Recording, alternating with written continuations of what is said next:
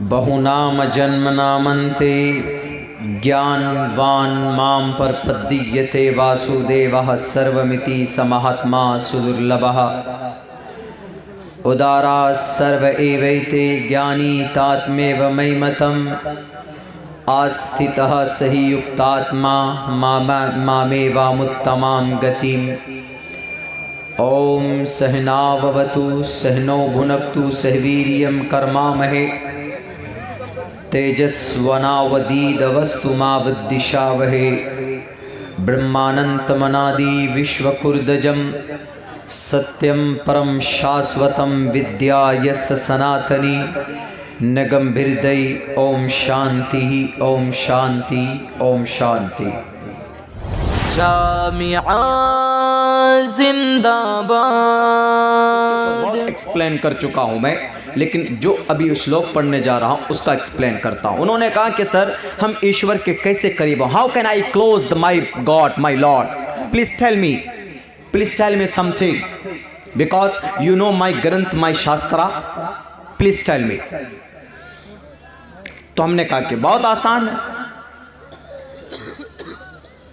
ईश्वर का नाम लो करीब हो जाओगे ईश्वर के। तो उन्होंने कहा हाउ कैन, कैसे, नाम लेने से कैसे करीब हो सकते हैं। तो एग्जाम्पल हमने बताया, हमने कहा कि एग्जाम्पल है, देखिए श्री रामचंद्र जी के नाम पर एक किताब है वाल्मीकि रामायण। वाल्मीकि रामायण एक मनुष्य ने लिखा, उसका नाम है रत्नाकर।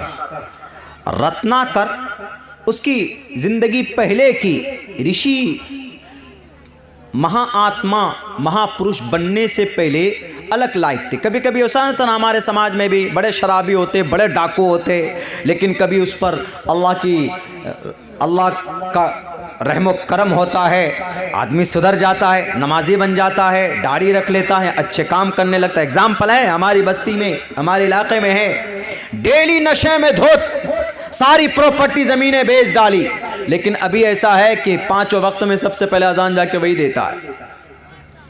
शराब पीकर नंगा डांस करते थे, ऐसी हालत थी, लेकिन अभी जमात के अमीर बने बैठे।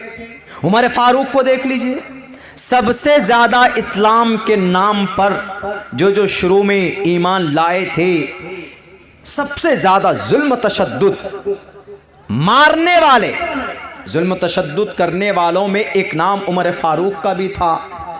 उनके घर में जो कनीज़ा रहती थी उनको इतना मारते थे, थक जाते थे उमर फारूक, यूं कहते थे रुको आज तो थक गया हूं मैं, कल मारूंगा, ऐसे कहते थे, कल मारूंगा। फिर कल होते ही कल पिटाई करते, फिर थक जाते, फिर वो कहते कि मैं कल मारूं। कौन? उमर फारूक, जिनकी बाजुओं में इतनी ताकत थी कि इनकी ताकत के डर से शैतान अपना रास्ता बदल देता था। शैतान कहीं मेरी धुलाई ना हो जाए, वो उमर फारूक जिनके बाजुओं में बड़ी ताकत थी, बहुत मारते थे वो। लेकिन मेरे भाइयों, मेरे साथियों,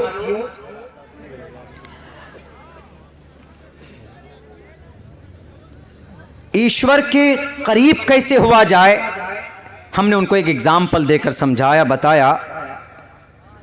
फ्लाइट मोड डिस्टर्ब हो जाते, फोन आ जाता है ना। तो उन्होंने कहा कि कैसे करीब हो, हमने कहा कि बहुत आसान है, बहुत सिंपल है। वो ये है कि रत्नाकर एक बहुत बड़े रहजन थे, बहुत बड़े डाकू के नाम से मशहूर थे पहले।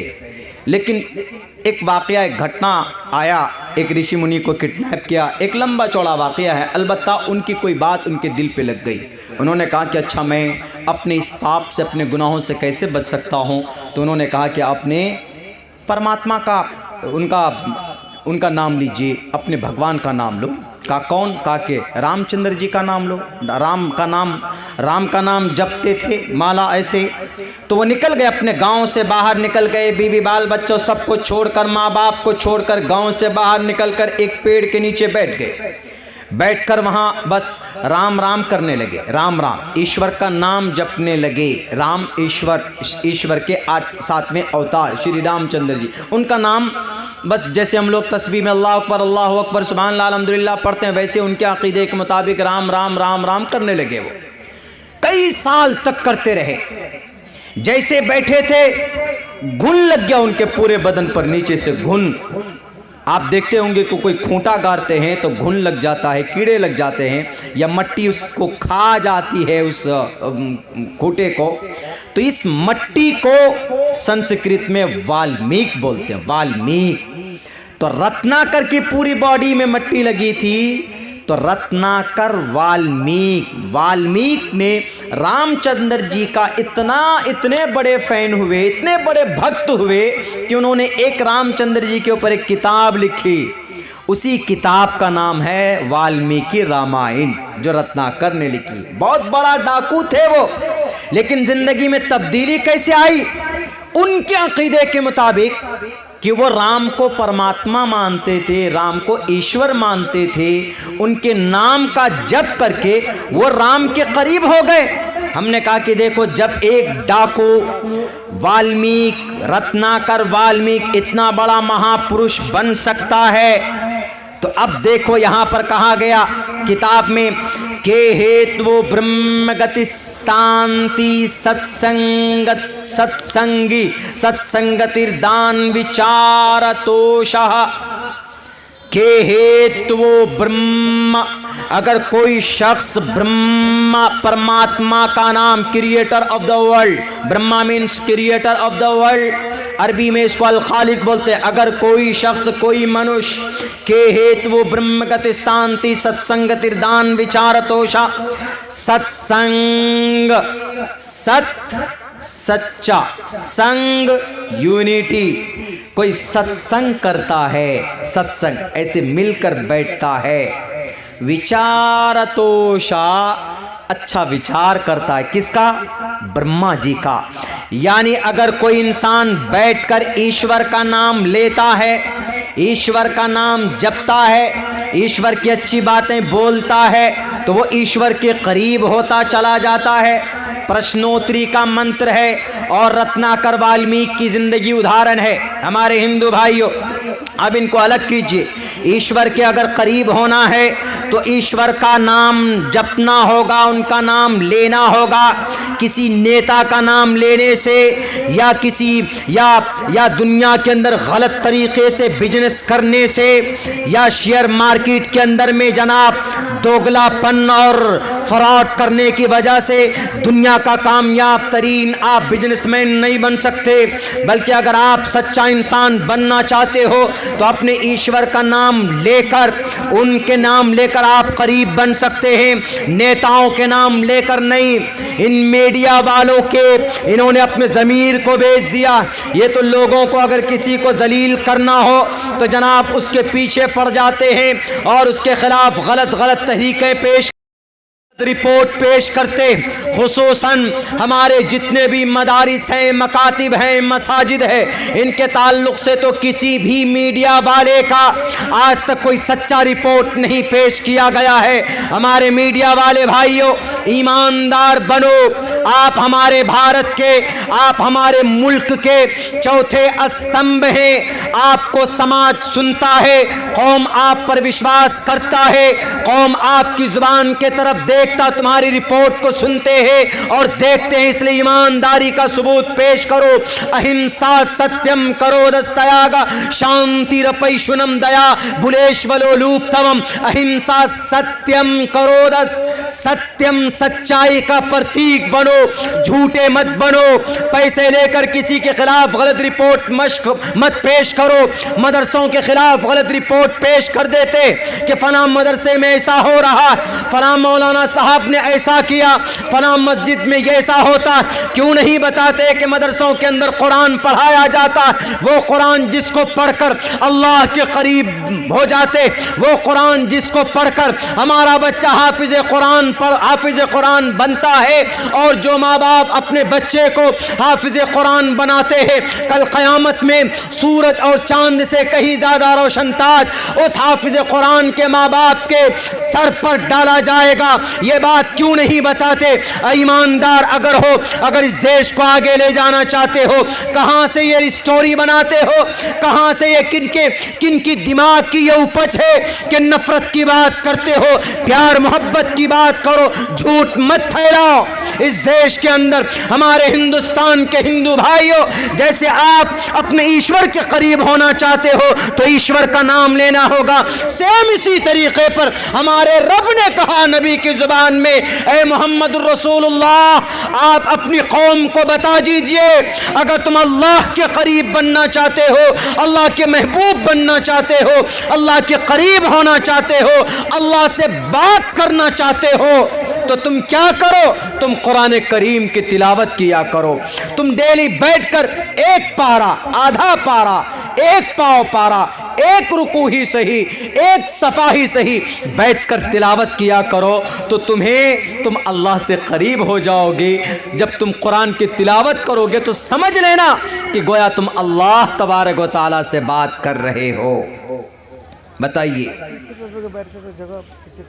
इंसान अल्लाह से कैसे बात करता है? कुरान करीम जब पढ़ता है तो गोया इंसान अल्लाह से बातें करता है। देखिए आजकल होता क्या है, हम लोग जब पढ़ते थे मदरसे में, उत्तर प्रदेश सहारनपुर में जब पढ़ते थे हम लोग, तो अब्बा पैसे भेज के देते थे। आजकल तो फ़ोन पे आ गया, पेटीएम आ गया है, गूगल पे, फ़लाँ पे, ये पे, यहाँ क्लिक कीजिए, यहाँ आप UPI एड्रेस डालिए, आपका पैसा फ़लाँ जगह पहुँच जाता, फ़ौरन लाखों रुपए पहुँच जाएगा। लेकिन अभी की बात नहीं, सन 2005, 3, 2, 4, 5, 6, 7, बल्कि हाँ 7, 8 तक मनी ऑर्डर के ज़रिए से पैसा जाता था। मनी ऑर्डर एक फॉर्म होता था, उसमें पैसे भर दिए जाते थे, इतने पैसे, एड्रेस लिखा होता था, नीचे 3-4 लाइन अब्बा कुछ लिखते थे कि बेटे घर में सब खैरियत से है, तुम मेहनत से पढ़ो।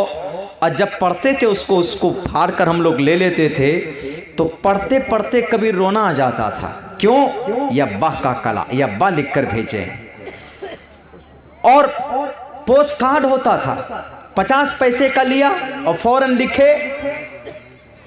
दिल्ली से हमारे जितने साथी दिल्ली में काम करते थे, कोई हिंदी में लिखकर भेजता है तो घर जैसे खत पहुंचता था तो माँ बाप सब बहन भाई बैठकर तब पढ़ते थे उसको, रोते भी थे कभी कभी। यानी इतनी वो होती थी, माँ बाप का कोई लेटर आ जाए, कोई खत आ जाए तो उसको पढ़कर एकदम इमोशन हो जाते थे, आंख से आंसू निकलते थे। लेकिन मेरे भाइयों, आज यकीनन हमने भुला दिया है, यह अल्लाह का कुरान है। अल्लाह खुद कहता है कि जब तुम पढ़ते हो, मुझसे बात करते हो, तो मुझसे। हम ना पढ़ना गवारा नहीं करते, पढ़ना गवारा नहीं करते हम कुरान।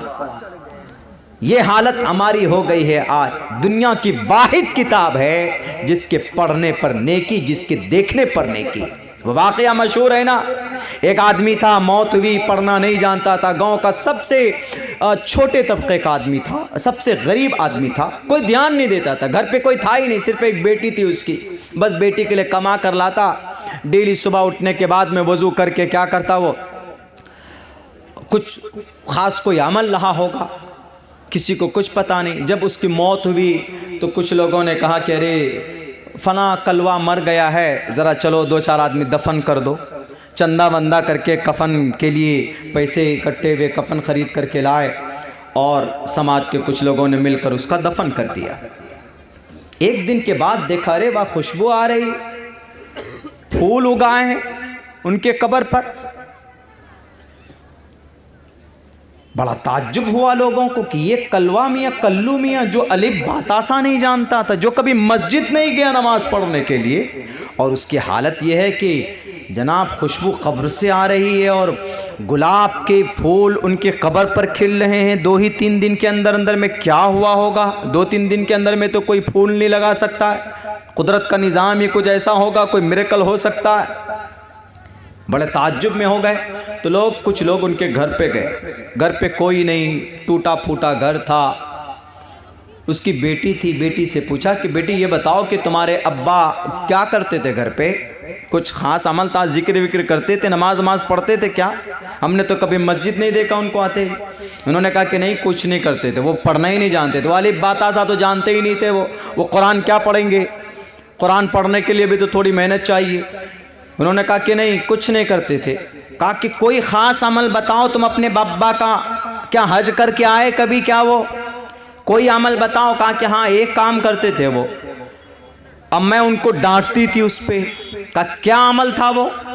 क्या अमल ये था कि मेरे घर में देखिए कुरान है रखा हुआ, वो डेली सुबह सवेरे उठते, वज़ू करके मुँह हाथ धोते, वज़ू भी नहीं करना आता था, बस मुंह धोते थे, हाथ धोते थे, मुकम्मल वज़ू भी नहीं होता था उनका। उसके बाद बैठकर कुरान खोलकर उसको पढ़ते। तो बोले कि तुम बोल रहे कि पढ़ना नहीं जानते, तो फिर क्या पढ़ते थे वो? अलिफ बाता सा जानते ही नहीं थे, तो फिर पढ़ते कैसे थे वो? कहा वो पढ़ते नहीं थे, वो बोलते थे। वो क्या बोलते थे? सिर्फ ये बोलते थे कि ये मेरे रब का कलाम जो सच्चा है, ये मेरे रब का कलाम है, सच्चा है, ये मेरे रब का कलाम है, सच्चा। बस इतना बोलते थे और कुछ नहीं। तीसरा चौथा कोई वर्ड ही नहीं बोलते थे। देख लीजिए, अल्लाह तबारक व ताला ने सिर्फ ये बोलने से नमाज कभी नहीं पढ़ी उसने, कभी नहीं।